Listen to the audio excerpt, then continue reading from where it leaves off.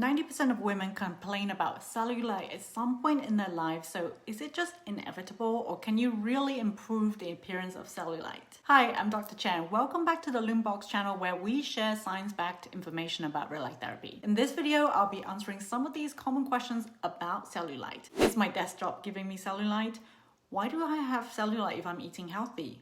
Can red light therapy help with cellulite? But first, what is cellulite? Is it just fat? And if we lost fat, does that help to reduce cellulite? Not necessarily. So cellulite is not just lumps of fat that protrude from the skin. The appearance of cellulite is actually influenced by the connective tissue in the skin, fluid accumulation. It's under the influence of things like blood circulation, inflammation, sex, age, and genetics. It's thought that hormones can play a role too, since cellulite is more common in women and develops more commonly when women produce more estrogen, for example, during pregnancy or puberty. So with that in mind, the approach to reduce the appearance of cellulite would include things like boosting elastin and collagen in the skin, which provides structure in the skin, improve circulation, reduce fat accumulation, and minimizing inflammation. And by the way, inflammation's actually at the root of a lot of chronic health conditions. So here are 3 important things you might be doing that are contributing to the appearance of cellulite. The first thing is sitting all day. Yes, sedentary lifestyle could be a risk factor for cellulite, and according to the EPA, Americans spend 93% of their time indoors and often sitting down. So if you feel like your desk job is giving you cellulite, you might be onto something. When we sit, fluid accumulates in the regions that are compressed, such as the back of the legs, which is where cellulite is often found, the buttocks.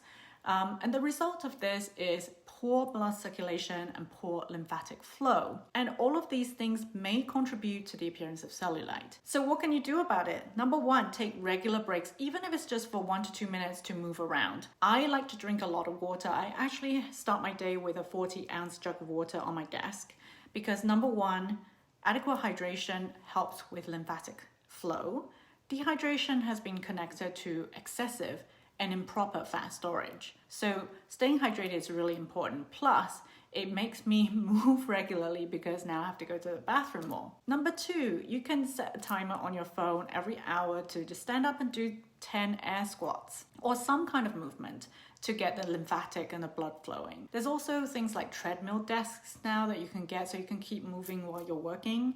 And the bottom line is just try to get some movement into your day at regular intervals. Walk to work, take 30 minutes during a lunch break to get out into the sun and get the blood moving by going on a walk. And if you really can't get out and move your body, dry brushing could be an option. This is where you use a bristle brush to massage your skin, and this can get the lymphatics flowing and increase blood circulation. The next thing that could be contributing to the appearance of cellulite is inflammation. So reducing inflammation in the body is not only good for cellulite, it's also great for preventing chronic diseases. And one of the key factors to reduce inflammation is to have a healthier blood sugar balance. Have you heard of AGE, AGE, advanced glycation end product? This happens in our bodies when we have a chronically elevated blood sugar and the sugar starts to attach to proteins in our tissue. And this process actually compromises collagen, making the skin less elastic and causes inflammation in the skin.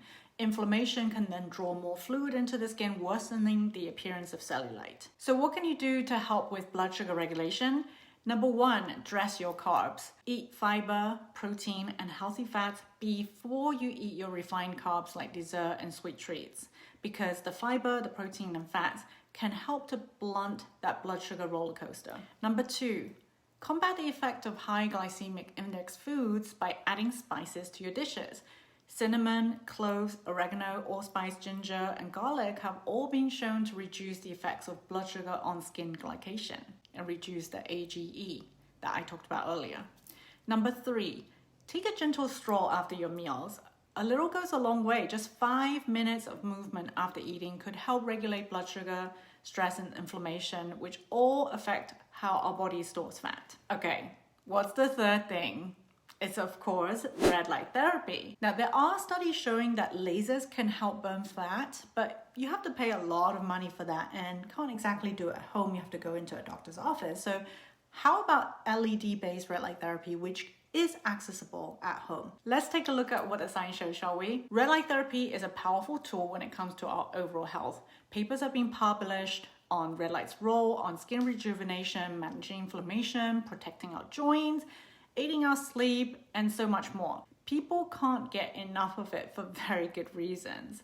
Now, this study was done during high-intensity treadmill training. They had a group that did the treadmill training alone for 45 minutes, and then another group of people that received LED red light therapy whilst exercising. They wore a bikini and goggles to ensure infrared was absorbed through the bare skin. And what they used was 850 nanometers, which is in the near infrared range. And the device was placed 15 centimeters from the skin while they were walking on the treadmill. Treatment time was 45 minutes, both on the thighs and buttocks. So the participants did this twice weekly for 3 months, and over the course of the treatment, body composition was evaluated with photos. And this was their conclusion. We believe that infrared LED light increased microcirculation, lymphatic drainage, as well as collagen synthesis, which resulted in a significant reduction of the perimeter of the saddlebags of the thighs and an improvement in the skin texture on the buttocks and thighs due to the rejuvenation and treatment of the cellulite. So the researchers in the study observed that in the women who performed the infrared LED treatment plus treadmill training, the skin became smooth, soft, and rejuvenated. And here are some of the remarks in the study they collected from the participants. My husband asked if I was using a new cream. My skin is smooth and soft.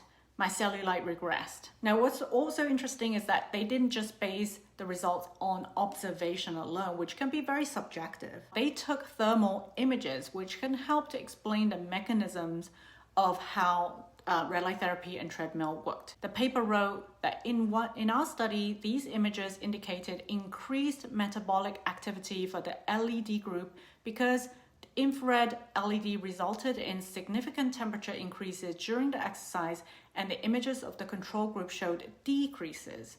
These results are in line with other studies. So here the top row is before and during exercise without red light, and the bottom is before and during with red light. More yellow means that there is a higher temperature, which the authors say indicate higher metabolic activity.